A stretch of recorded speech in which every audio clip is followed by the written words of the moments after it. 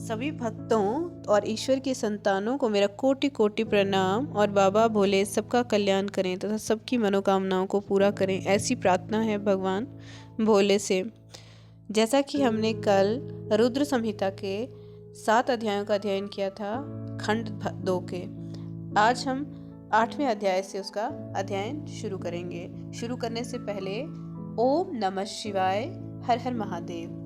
8वां अध्याय, काम की हार। सूत जी बोले, हे ऋषियों, जब इस प्रकार प्रजापति ब्रह्मा जी ने कहा तब उनके वचनों को सुनकर नारद जी आनंदित होकर बोले, हे ब्राह्मण, मैं आपको बहुत धन्यवाद देता हूँ कि आपने इस दिव्य कथा को मुझे सुनाया है। हे प्रभु, अब आप मुझे संध्या के विषय में बताएं कि विवाह के बाद उन्होंने क्या किया, क्या उन्होंने दोबारा तप किया या नहीं।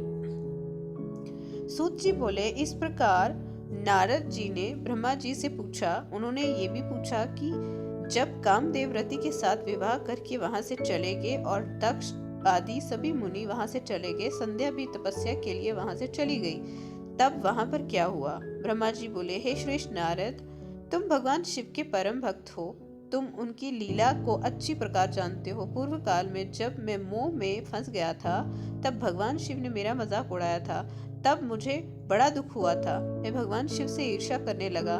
मैं दक्ष मुनि के यहाँ गया, देवी रति और कामदेव भी वहीं थे। मैंने उन्हें बताया कि शिव जी ने इस प्रकार मेरा मजाक उड़ाया था। मैंने पुत्रों से कहा कि तुम ऐसा प्रयत्न करो जिससे महादेव शिव किसी कामनीय कांति वाली स्त्री से विवाह कर लें। मैंने प्रभु शिव को मोहित करने के लिए कामदेव और रति को तैयार किया। कामदेव ने मेरी आज्ञा को मान लिया। कामदेव बोले, हे ब्रह्मा जी, मेरा अस्त्र भी सुंदर स्त्री है, अतः आप भगवान शिव के लिए किसी परम सुंदरी की सृष्टि कीजिए। ये सुनकर मैं चिंता में पड़ गया। मेरी तेज सांसों से पुष्पों से सजे बसंत का आरंभ हुआ। बसंत और मलयानल ने कामदेव की सहायता की। इनके साथ कामदेव ने शिवजी को मोहने की चेष्टा की, पर सफल नहीं हुए। मैंने मरुदगणों के साथ पुनः उन्हें शिवजी के पास भेजा। बहुत प्रयत्न करने पर भी वे सफल नहीं हो पाए। अतः मैंने बसंत आदि सहचरों सहित रति को साथ लेकर शिवजी को मोहित करने को कहा। फिर कामदेव प्रसन्नता से रति और अन्य सहायकों को साथ लेकर शिवजी के स्थान पर चले गए।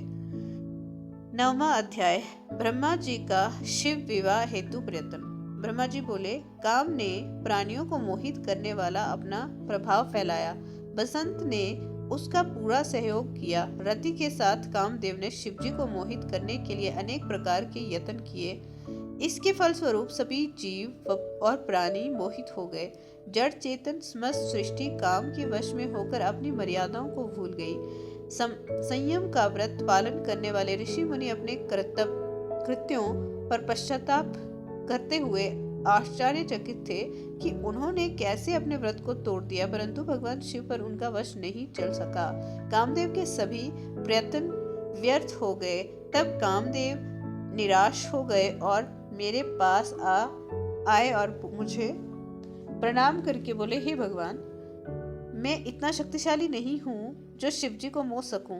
ये बात सुनकर मैं चिंता में डूब गया। उसी समय मेरे सांस लेने से बहुत से भयंकर गण प्रकट हो गए, जो अनेक वाद्य यंत्रों को जोर जोर से बजाने लगे और मारो मारो की आवाज करने लगे। ऐसी अवस्था देखकर कामदेव ने उनके विषय में मुझसे प्रश्न किया। तब मैंने उन गणों को मार दान प्रदान कर उन्हें कामदेव को सौंप दिया और बताया कि ये सदा तुम्हारे वश में रहेंगे, तुम्हारी सहायता के लिए ही इनका जन्म हुआ है। ये सुनकर रति और कामदेव बहुत प्रसन्न हुए। काम ने कहा, प्रभु, मैं आपकी आज्ञा के अनुसार पुनः शिवजी को मोहित करने के लिए जाऊंगा, परंतु मुझे ये लगता है कि मैं उन्हें मोहने में सफल नहीं हो पाऊंगा। साथ ही मुझे इस बात का भी डर है कि कहीं वे आपके शाप के अनुसार मुझे भस्म ना कर दें। ये कहकर कामदेव रति बसंत और अपने मारगणों को साथ लेकर पुनः शिव धाम को चले गए। कामदेव जी ने शिवजी को मोहित करने के लिए बहुत से उपाय किए, परंतु वे परमात्मा शिवजी को मोहित करने में सफल ना हो सके। फिर कामदेव वहां से वापस आ गए और मुझे अपने असफल होने की सूचना दी। मुझसे कामदेव कहने लगे कि हे ब्राह्मण, आप ही शिवजी को मोह में डालने का उपाय करें। मेरे लिए उन्हें मोहना असंभव है। 10वां अध्याय ब्रह्मा विष्णु संवाद। ब्रह्मा जी बोले, नारद काम के चले जाने पर श्री महादेव जी को मोहित करने का मेरा अहंकार गिरकर चूर चूर हो गया, परंतु मेरे मन में यही चलता रहा कि ऐसा क्या करूं जिससे महात्मा शिवजी स्त्री ग्रहण कर लें। ये सोचते सोचते मुझे विष्णु जी का स्मरण हुआ। उन्हें याद करते ही पीताम्बरधारी श्री हरि विष्णु मेरे सामने प्रकट हो गए। मैंने उनकी प्रसन्नता के लिए उनकी बहुत स्तुति की। तब विष्णु जी मुझसे पूछने लगे कि मैंने उनका स्मरण किस उद्देश्य से किया था। यदि तुम्हें कोई दुख या कष्ट है तो कृपया मुझे बताओ, मैं उस दुख को मिटा दूंगा। तब मैंने उनसे कहा, हे केशव, यदि भगवान शिव किसी तरह पत्नी ग्रहण कर लें अर्थात विवाह कर लें तो मेरे सभी दुख दूर हो जाएंगे, मैं पुनः सुखी हो जाऊंगा। मेरी ये बात सुनकर भगवान मधुसूदन हंसने लगे और मुझे लोक स्पष्टा ब्रह्मा का हर्ष बढ़ाते हुए बोले, हे ब्रह्मा जी, मेरी बातों को सुनकर आपके सभी भ्रमों का निवारण हो जाएगा। शिवजी ही सबके कर्ता और धर्ता हैं। वे ही इस संसार का पालन करते हैं, वे ही पापों का नाश करते हैं। भगवान शिव ही परम ब्रह्मा, परमेश्वर, परेश, निर्गुण, नित्य, निर्देश्य, निर्विकार, आदित्य, अनंत और सबका अंत करने वाले हैं। वे सर्वव्यापी हैं। तीनों गुणों का आश्रय देने वाले ब्रह्मा, विष्णु और महेश नाम से प्रसिद्ध रजोगुण, तमोगुण, सत्वगुण से दूर एवं माया से रहित हैं। भगवान शिव योग परायण और भक्त वत्सल हैं। हे विधे, जब भगवान शिव ने आपकी कृपा से हमें प्रकट किया था, उस समय उन्होंने हमें बताया था कि यद्यपि ब्रह्मा, विष्णु और रुद्र तीनों मेरे ही अवतार होंगे, परंतु रुद्र को मेरा पूर्ण रूप माना जाएगा। इसी प्रकार देवी उमा के भी 3 रूप होंगे। एक रूप का नाम लक्ष्मी होगा और वे श्री हरि की पत्नी होंगी। दूसरा रूप सरस्वती का होगा और वे ब्रह्मा जी की पत्नी होंगी। देवी सती उमा का पूर्ण रूप होंगी और वे भावी रुद्र की पत्नी होंगी। ऐसा कहकर भगवान महेश्वर वहां से अंतर ध्यान हो गए। समय आने पर हम दोनों ब्रह्मा विष्णु का विवाह देवी सरस्वती और देवी लक्ष्मी से हुआ। भगवान शिव ने रुद्र के रूप में अवतार लिया। वे कैलाश पर्वत पर निवास करते हैं। जैसा कि भगवान शिव ने बताया था कि रुद्र अवतार की पत्नी देवी सती होगी, जो साक्षात शिवा रूप है। अतः तुम्हें उनके अवतरण हेतु प्रार्थना करनी चाहिए। अपने मनोरथ का ध्यान करते हुए देवी शिवा की स्तुति करो। वे देवेश्वरी प्रसन्न होने पर तुम्हारी सभी परेशानियों और बाधाओं को दूर कर देंगी। इसीलिए तुम सच्चे हृदय से उनका स्मरण कर उनकी स्तुति करो। यदि शिवा प्रसन्न हो जाएंगी तो वे पृथ्वी पर अवतरित होंगी। वे इस लोक में किसी मनुष्य की पुत्री बनकर मानव शरीर धारण करेंगी। तब वे निश्चय ही भगवान रुद्र का वरण कर उन्हें पति के रूप में प्राप्त करेंगी। तब तुम्हारी सभी इच्छाएं अवश्य ही पूर्ण होंगी। अतएव तुम प्रजापति दक्ष को ये आज्ञा दो कि वे तपस्या करना आरंभ करें। उनके तप के प्रभाव से ही पार्वती देवी सती के रूप में उनके यहाँ जन्म लेगी।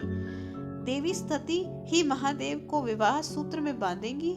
शिवा और शिव जी दोनों निर्गुण और परम ब्रह्मा स्वरूप हैं और अपने भक्तों के पूर्णतः अधीन हैं। वे उनकी इच्छा अनुसार कार्य करते हैं। ऐसा कहकर भगवान श्री हरि विष्णु वहां से अंतर्ध्यान हो गए। उनकी बातें सुनकर मुझे बड़ा संतोष हुआ, क्योंकि मुझे मेरे दुखों और कष्टों का निवारण करने का उपाय मालूम हो गया था। 11वां अध्याय ब्रह्मा जी की काली देवी से प्रार्थना। नारद जी बोले, पूज्य पिताजी, विष्णु जी के वहां से चले जाने पर क्या हुआ? ब्रह्मा जी कहने लगे कि जब भगवान विष्णु वहां से चले गए तो मैं देवी दुर्गा का स्मरण करने लगा और उनकी स्तुति करने लगा। मैंने माँ जगदम्बा से यही प्रार्थना की कि वो मेरा मनोरथ पूर्ण करें। वे पृथ्वी पर अवतरित होकर भगवान शिव का वरण कर उन्हें विवाह बंधन में बांधे। मेरी अनन्य भक्ति स्तुति से प्रसन्न हो योग निद्रा चामुंडा मेरे सामने प्रकट हुई। उनकी कज्जल सी कांति रूप सुंदर और दिव्य था। वह 4 भुजाओं वाले शरीर पर बैठी थी। उन्हें सामने देखकर मैंने उनको अत्यंत नम्रता से प्रणाम किया और उनकी पूजा उपासना की। तब मैंने उन्हें बताया कि देवी, भगवान शिव रुद्र रूप में कैलाश पर्वत पर निवास कर रहे हैं। वे समाधि लगाकर तपस्या में लीन हैं। वे पूर्ण योगी हैं। भगवान रुद्र ब्रह्मचारी हैं और वे गृहस्थ जीवन में प्रवेश नहीं करना चाहते। वे विवाह नहीं करना चाहते, अतः आप उन्हें मोहित कर उनकी पत्नी बनना स्वीकार करें। हे देवी, स्त्री के कारण ही भगवान शिव ने मेरा मजाक उड़ाया है और मेरी निंदा की है, इसलिए मैं भी उन्हें स्त्री के लिए आसक्त देखना चाहता हूँ। देवी, आपके अलावा कोई भी इतना शक्तिशाली नहीं है कि वह भगवान शंकर को मोह में डाले। मेरा आपसे अनुरोध है कि आप प्रजापति दक्ष के यहाँ उनकी कन्या के रूप में जन्म लें और भगवान शिव का वरण कर उन्हें गृहस्थ आश्रम में प्रवेश कराएं। देवी चामुंडा बोली, हे ब्रह्मा, भगवान शिव तो परम योगी है, भला उनको मोहित करके तुम्हें क्या लाभ होगा? इसके लिए तुम मुझसे क्या चाहते हो? मैं तो हमेशा से ही उनकी दासी हूँ। उन्होंने अपने भक्तों का उद्धार करने के लिए ही रुद्र अवतार धारण किया है। ये कहकर वे शिवजी का स्मरण करने लगी। फिर वे कहने लगी कि ये तो सच है कि कोई भगवान शिव को मोहमाया के बंधनों में नहीं बांध सकता। इस संसार में कोई भी शिवजी को मोहित नहीं कर सकता। मुझ में भी इतनी शक्ति नहीं है कि उन्हें उनके कर्तव्य पद से विमुख कर सकूं। फिर भी आपकी प्रार्थना से प्रसन्न होकर मैं इसका प्रयत्न करूंगी, जिससे भगवान शिव मोहित होकर विवाह कर लें। मैं सती रूप धारण कर पृथ्वी पर अवतरित होंगी। ये कहकर देवी वहां से अंतर्ध्यान हो गई। 12वां अध्याय, दक्ष की तपस्या। नारद जी ने पूछा, हे ब्रह्मा जी, उत्तम व्रत का पालन करने वाले प्रजापति दक्ष ने तपस्या करके देवी से कौन सा वरदान प्राप्त किया और वे किस प्रकार दक्ष की कन्या के रूप में जन्मी? ब्रह्मा जी बोले, हे नारद, मेरी आज्ञा पाकर प्रजापति दक्ष क्षीर सागर के उत्तरी तट पर चले गए। वे उसी तट पर बैठकर देवी उमा को अपनी पुत्री के रूप में प्राप्त करने के लिए उन्हें हृदय में स्मरण करते हुए तपस्या करने लगे। मन को एकाग्र कर प्रजापति दक्ष दृढ़ता से कठोर व्रत का पालन करने लगे। उन्होंने 3000 दिव्य वर्षों तक घोर तपस्या की। वे केवल जल और हवा ही ग्रहण करते थे। तत्पश्चात देवी जगदम्बा ने उन्हें प्रत्यक्ष दर्शन दिए। कालिका देवी अपने सिंह पर विराजमान थी। उनकी श्यामल कांति व मुख अत्यंत मोहक था। उनकी 4 भुजाएं थी। वे एक हाथ में वरद, दूसरे में अभय, तीसरे में नीलकमल और चौथे में खड्ग धारण किए हुए थी। उनके दोनों नेत्र लाल थे और केश लंबे व खुले हुए थे। देवी का स्वरूप बहुत ही मनोहारी था। उत्तम आभा से प्रकाशित देवी को दक्ष और उनकी पत्नी ने श्रद्धा पूर्वक नमस्कार किया। उन्होंने देवी को श्रद्धा भाव से स्तुति की। दक्ष बोले, हे जगदम्बा भवानी, कालिका, चंडिके, महेश्वरी, मैं आपको नमस्कार करता हूँ। मैं आपका बहुत आभारी हूँ जो आपने मुझे दर्शन दिए हैं। हे देवी, मुझ पर प्रसन्न होएं। ब्रह्मा जी ने कहा, हे नारद, देवी जगदम्बा ने स्वयं ही दक्ष के मन की इच्छा जान ली थी। मैं बोली, दक्ष, मैं तुम्हारी तपस्या से बहुत प्रसन्न हूँ। तुम अपने मन की इच्छा मुझे बताओ, मैं तुम्हारे सभी दुखों को अवश्य दूर करूंगी। तुम अपनी इच्छा अनुसार वरदान मांग सकते हो। जगदम्बा की ये बात सुनकर प्रजापति दक्ष बहुत प्रसन्न हुए और देवी को प्रणाम करने लगे। दक्ष बोले, हे देवी, आप धन्य हैं। आप ही प्रसन्न होने पर मनोवांछित फल प्रदान करती हैं। हे देवी, यदि आप मुझे ये वर देना चाहती हैं तो मेरी आप बात ध्यान पूर्वक सुने और मेरी इच्छा पूर्ण करें। हे जगदम्बा, मेरे स्वामी शिव ने रुद्र अवतार धारण किया है, परंतु अब तक आपने कोई अवतार धारण नहीं किया है। आपके सिवा उनको कौन उनकी पत्नी होने योग्य है? अतः हे देवी, आप मेरी पुत्री के रूप में धरती पर जन्म लें और भगवान शिव को अपने रूप लावण्य से मोहित करें। हे जगदम्बा, आपके अलावा कोई भी शिवजी को कभी मोहित नहीं कर सकता, इसलिए आप हर मोहिनी अर्थात भगवान को मोहने वाली बनकर संपूर्ण जगत का हित कीजिए। यही मेरे लिए वरदान है। दक्ष का ये वचन सुनकर जगदम्बिका हंसने लगी और मन में भगवान शिव का स्मरण कर बोली, हे प्रजापति दक्ष, तुम्हारी पूजा आराधना से मैं प्रसन्न हूँ। तुम्हारे वर के अनुसार मैं तुम्हारी पुत्री के रूप में जन्म लूंगी। तत्पश्चात बड़ी होकर मैं कठोर तप द्वारा महादेव जी को प्रसन्न कर उन्हें पति रूप में प्राप्त करूंगी। मैं उनकी दासी हूँ। प्रत्येक जन्म में शिव शंभु ही मेरे स्वामी होते हैं, अतः मैं तुम्हारे घर में जन्म लेकर शिवा का अवतार धारण करूंगी। अब तुम घर जाओ, परंतु एक बात हमेशा याद रखना, जिस दिन तुम्हारे मन में मेरा आदर कम हो जाएगा उसी दिन मैं अपना शरीर त्याग कर अपने स्वरूप में लीन हो जाऊंगी। ये कहकर देवी जगदम्बिका वहां से अंतर्ध्यान हो गई। तथा प्रजापति दक्ष सुखी मन से घर लौट आए। 13वां अध्याय, दक्ष द्वारा मैथुनी सृष्टि का आरंभ। ब्रह्मा जी कहते हैं, हे नारद, प्रजापति दक्ष देवी का वरदान पाकर अपने आश्रम में लौट आए। मेरी आज्ञा पाकर प्रजापति दक्ष मानसिक सृष्टि की रचना करने लगे, परंतु फिर भी प्रजा की संख्या में वृद्धि होती ना देखकर मैं बहुत चिंतित हुए और मेरे पास आकर कहने लगे, प्रभु, मैंने जितने भी जीवों की रचना की है वे सभी उतने ही रह गए, अर्थात उनमें कोई भी वृद्धि नहीं हो पाई। हे तात, मुझे कृपा कर ऐसा कोई उपाय बताएं जिससे मैं जीव अपने आप बढ़ने लगे। ब्रह्मा जी बोले, प्रजापति दक्ष, मेरी बात ध्यान पूर्वक सुनो। तुम त्रिलोकीनाथ भगवान शिव की भक्ति करते हुए ये कार्य संपन्न करो, ये निश्चय ही तुम्हारा कल्याण करेंगे। तुम प्रजापति वीरन की परम सुंदर पुत्री असिकनी से विवाह करो और स्त्री के साथ मैथुन धर्म का आश्रय लेकर प्रजा बढ़ाओ। असिकनी से तुम्हें बहुत सी संतानें प्राप्त होंगी। मेरी आज्ञा के अनुसार दक्ष ने वीरन की पुत्री असिकनी से विवाह कर लिया। उनकी पत्नी के गर्भ से उन्हें 10,000 पुत्रों की प्राप्ति हुई। ये हरेश्वर नाम से जाने गए।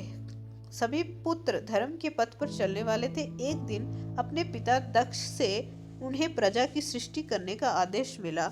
तब वे इस उद्देश्य से तपस्या करने के लिए वे पश्चिम दिशा में स्थित नारायण सर नामक तीर्थ पर गए। वहां सिंधु नदी व समुद्र का संगम हुआ है। उस पवित्र तीर्थ के जल के स्पर्श से उनका मन उज्जवल और ज्ञान से संपन्न हो गया। वे उसी स्थान पर प्रजा की वृद्धि के लिए तप करने लगे। नारद इस बात को जानने के बाद बहुत श्री हरि विष्णु की इच्छा से उनके पास गए और बोले, दक्ष पुत्र हरेश्वगण, तुम पृथ्वी का अंत देखे बिना सृष्टि की रचना करने के लिए कैसे उद्यत हो गए? ब्रह्मा जी बोले, हरेश्व बड़े ही बुद्धिमान थे। मैं तुम्हारा प्रश्न सुनकर उस पर विचार करने लगे।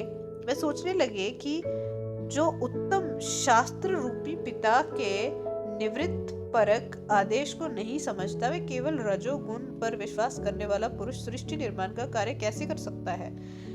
इस बात को समझकर वे नारद जी की परिक्रमा करके ऐसे रास्ते पर चले गए जहां से वापस लौटना असंभव है। जब प्रजापति दक्ष को यह पता चला कि उनके सभी पुत्र नारद से शिक्षा पाकर मेरी आज्ञा को भूलकर ऐसे स्थान पर चले गए हैं जहां से लौटा नहीं जा सकता, तो दक्ष इस बात से बहुत दुखी हुए। वे पुत्रों के वियोग को सह नहीं पा रहे थे। तब मैंने उन्हें बहुत समझाया और उन्हें सांत्वना दी। तब पुनः दक्ष की पत्नी असिकनी के गर्भ में शबलाक्ष नामक एक सहस्त्र पुत्र हुए। वे सभी अपने पिता की आज्ञा को पाकर पुनः तपस्या के लिए उसी स्थान पर चले गए जहां उनके बड़े भाई गए थे। नारायण सरोवर के जल के स्पर्श से उनके सभी पाप नष्ट हो गए और मन शुद्ध हो गया। वे उसी तट पर प्रणव मंत्र का जाप करते हुए तपस्या करने लगे। तब नारद, तुमने पुनः वही बातें जो उनके भाइयों को कही थी उन्हें भी बता दी और तुम्हारे दिखाए मार्ग के अनुसार वे अपने भाइयों के पथ पर चलते उधर्व गति को प्राप्त हुए। दक्ष को इस बात से बहुत दुख हुआ और वे दुख से बेहोश हो गए।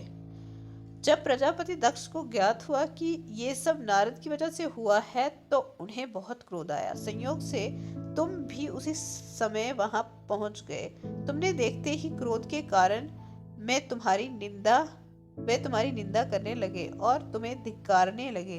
वे बोले, तुमने सिर्फ दिखाने के लिए ऋषियों का रूप धारण कर रखा है। तुमने मेरे पुत्रों को ठगकर उन्हें भिक्षुओं का मार्ग दिखाया है। तुमने लोक और परलोक दोनों के श्रेय का नाश कर दिया है। जो मनुष्य ऋषि देव और पितृ ऋणों को उतारे बिना ही मोक्ष की इच्छा मन में लिए माता पिता को त्याग कर घर से चला जाता है, सन्यासी बन जाता है, वे अधोगति को प्राप्त होता है। हे नारद, तुमने बार बार मेरा अमंगल किया है, इसीलिए मैं तुम्हें शाप देता हूँ कि तुम कहीं भी स्थिर नहीं रह सकोगे। तीनों लोकों में विचरते हुए तुम्हारा पैर कहीं भी स्थिर नहीं रहेगा, अर्थात तुम्हें ठहरने के लिए सुस्थिर ठिकाना नहीं मिलेगा। नारद, यद्यपि तुम साधु पुरुषों द्वारा सम्मानित हो, परंतु तुम्हें शोकवश दक्ष ने ऐसा शाप दिया जिसे तुमने शांत मन से ग्रहण कर लिया और तुम्हारे मन में किसी प्रकार का विकार नहीं आया। 14वां अध्याय, दक्ष की 60 कन्याओं का विवाह। प्रजापति बोले, हे मुनिराज, दक्ष के इस रूप को जानकर मैं उसके पास गया। मैंने उसे शांत करने का बहुत प्रयत्न किया और सांत्वना दी। मैंने उसे तुम्हारा परिचय दिया। दक्ष को मैंने ये जानकारी भी दी कि तुम मेरे पुत्र हो, तुम मुनियों में श्रेष्ठ एवं देवताओं के प्रिय हो। तत्पश्चात प्रजापति दक्ष ने अपनी पत्नी से 60 सुंदर कन्याएं प्राप्त की। तब उनका धर्म आदि के साथ विवाह कर दिया। दक्ष ने अपनी 10 कन्याओं का विवाह धर्म से, 13 कन्याओं का विवाह कश्यप मुनि से और 27 कन्याओं का विवाह चंद्रमा से कर दिया। दो भूतागिर्स और कृशावश्व को और शेष 4 कन्याओं का विवाह ताक्षर्य के साथ कर दिया। इन सबकी संतानों से तीनों लोक भर गए। पुत्र पुत्रियों की उत्पत्ति के पश्चात प्रजापति दक्ष ने अपनी पत्नी संहिता देवी जगदम्बिका का ध्यान किया। देवी की बहुत स्तुति की। प्रजापति दक्ष की सप्तनीक स्तुति से देवी जगदम्बिका ने प्रसन्न होकर दक्ष की पत्नी के गर्भ से जन्म लिया। उत्तम मुहूर्त देखकर दक्ष पत्नी ने गर्भ धारण किया। उस समय उनकी शोभा बढ़ गई। भगवती के निवास के प्रभाव से दक्ष पत्नी महामंगल रूपिणी हो गई। देवी को गर्भ में जानकर सभी देवी देवताओं ने जगदम्बा की स्तुति की। 9 महीने बीत जाने पर शुभ मुहूर्त में देवी भगवती का जन्म हुआ। उनका मुख दिव्य आभा से सुशोभित था। उनके जन्म के समय आकाश से फूलों की वर्षा होने लगी और मेघ जल बरसाने लगे। देवता आकाश में खड़े मंगलिक ध्वनि करने लगे। यज्ञ की बुझी हुई अग्नि पुनः जलने लगी। साक्षात जगदम्बा को प्रकट हुए देखकर दक्ष ने भक्ति भाव से उनकी स्तुति की। स्तुति सुनकर देवी प्रसन्न होकर बोली, हे प्रजापति, तुम्हारी तपस्या से प्रसन्न होकर मैंने तुम्हारे घर में पुत्री के रूप में जन्म लेने का जो वर दिया था वह आज पूर्ण हो गया है। ये कहकर उन्होंने पुनः शिशु रूप धारण कर लिया तथा रोने लगी। उनका रोना सुनकर दासियां उन्हें चुप कराने हेतु वहां एकत्र हो गई। जन्मोत्सव में गीत और अनेक वाद यंत्र बजने लगे। दक्ष ने वैदिक रीति से अनुष्ठान किया और ब्राह्मणों को दान दिया। उन्होंने अपनी पुत्री का नाम उमा रखा। देवी उमा का पालन बहुत अच्छे तरीके से किया जा रहा था। वे बालकपन से बहुत सी लीलाएं करती थी। देवी उमा इस प्रकार बढ़ने लगी जैसे शुक्ल पक्ष में चंद्रमा की कला बढ़ती है। जब भी वे अपने सखियों के साथ बैठती वे भगवान शिव की मूर्ति को ही चित्रित करती थी। वे सदा प्रभु शिव को भजन गाती थी, उन्हीं के स्मरण करती थी और भगवान शिव की भक्ति में ही लीन रहती थी। 15वां अध्याय, सती की तपस्या। ब्रह्मा जी बोले, हे नारद, एक दिन मैं तुम्हें लेकर प्रजापति दक्ष के घर पहुंचा। वहां मैंने देवी सती को उनके पिता के पास बैठे देखा। मुझे देखकर दक्ष ने आसन से उठकर मुझे नमस्कार किया। तत्पश्चात सती ने भी प्रसन्नता पूर्वक मुझे नमस्कार किया। हम दोनों वहां आसन पर बैठ गए। तब मैंने देवी सती को आशीर्वाद देते हुए कहा, सती, जो केवल तुम्हें चाहते हैं और तुम्हारी ही कामना करते हैं, तुम भी मन में उन्हीं को सोचती हो और उसी के रूप का स्मरण करती हो। उन्हीं सर्वज्ञ जगदीश्वर महादेव को तुम पति रूप में प्राप्त करो। वे ही तुम्हारे योग्य हैं। कुछ देर बाद दक्ष से विदा लेकर मैं अपने धाम को चल दिया। दक्ष को मेरी बातें सुनकर बड़ा संतोष एवं प्रसन्नता हुई। मेरे कथन से उनकी सारी चिंताएं दूर हो गई। धीरे धीरे सती ने कुमार अवस्था पार कर ली और वे युवा अवस्था में प्रवेश कर गई। उनका रूप अत्यंत मनोहरी था। उनका मुख दिव्य तेज से शोभायमान था। सती को देखकर प्रजापति दक्ष और उनके विवाह की चिंता होने लगी। तब पिता के मन की बात जानकर देवी सती ने महादेव को पति रूप में पाने की इच्छा अपनी माता को बताई। उन्होंने अपनी माता से भगवान शंकर को प्रसन्न करने के लिए तपस्या करने की आज्ञा मांगी। उनकी माता ने आज्ञा देकर घर पर ही उनकी आराधना आरंभ करा दी। अश्विन मास में नंदा अर्थात प्रतिपदा, षष्ठी और एकादशी तिथियों में उन्होंने भक्ति पूर्वक भगवान शिव का पूजन कर उन्हें गुड़, भात और नमक का भोग लगाया व नमस्कार किया। इसी प्रकार एक मास बीत गया। कार्तिक मास की चतुर्दशी को देवी सती ने मालपुओं और खीर से भगवान शिव को भोग लगाया और उनका निरंतर चिंतन करती रही।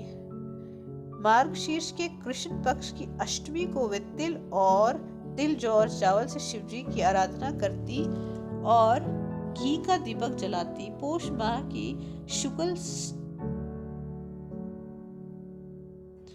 पक्ष सप्तमी को पूरी रात जागरण कर सुबह खिचड़ी का भोग लगाती। माघ की पूर्णिमा को रात भर शिव आराधना में लीन रहती और सुबह नदी में स्नान कर गीले वस्त्रों में ही पुनः पूजा पाठ करने बैठ जाती थी।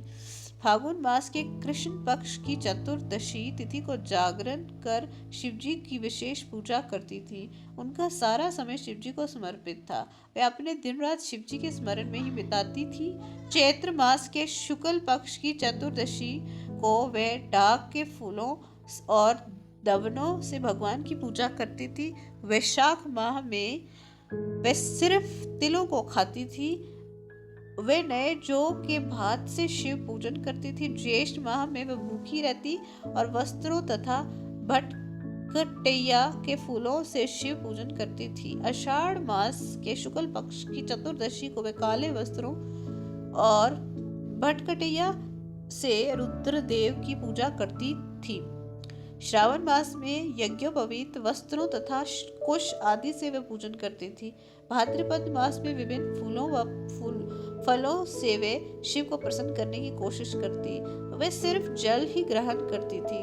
देवी सती हर समय भगवान शिव की आराधना में ही लीन रहती थी। इस प्रकार उन्होंने दृढ़ता पूर्वक नंदा व्रत को पूरा किया। व्रत पूरा करने के पश्चात वे शिव जी का ध्यान करने लगी। वे निश्चित आसन पर स्थित हो निरंतर शिव आराधना करती रही। हे नारद, देवी सती के इन अनन्य भक्ति और तपस्या को अपनी आंखों से देखने में विष्णु तथा अन्य सभी देवी देवता और ऋषि मुनि वहां गए। वहां सभी ने देवी सती को भक्ति पूर्वक नमस्कार किया और उनके सामने मस्तक झुकाए। सभी देवी देवताओं ने उनकी तपस्या को सराहा। तब सभी देवी देवता और ऋषि मुनि मेरे ब्रह्मा और विष्णु सहित कैलाश पर्वत पर पहुंचे। वहां भगवान शिव ध्यान मगन थे। हमने उनके निकट जाकर दोनों हाथ जोड़कर उन्हें प्रणाम किया तथा उनकी स्तुति आरंभ कर दी। हमने कहा, हे प्रभु, आप परम शक्तिशाली हैं। आप ही सत्वरज और तप आदि शक्तियों के स्वामी हैं। देवत्रयी लोकत्रयी आपका स्वरूप है। आप अपनी शरण में आए भक्तों को सदैव रक्षा करते हैं। आप सदैव भक्तों का उद्धार करते हैं। हे महादेव, हे महेश्वर, हम आपको नमस्कार करते हैं। आपकी महिमा जान पाना कठिन ही नहीं, असंभव है। हम आपके सामने अपना मस्तक झुकाते हैं। ब्रह्मा जी बोले, हे नारद, इस प्रकार भगवान शिव शंकर की स्तुति करके सभी देवता मस्तक झुकाकर शिव जी के सामने चुपचाप खड़े हो गए। आज का अध्ययन यहीं तक। हर हर महादेव। जय शिव शंभू।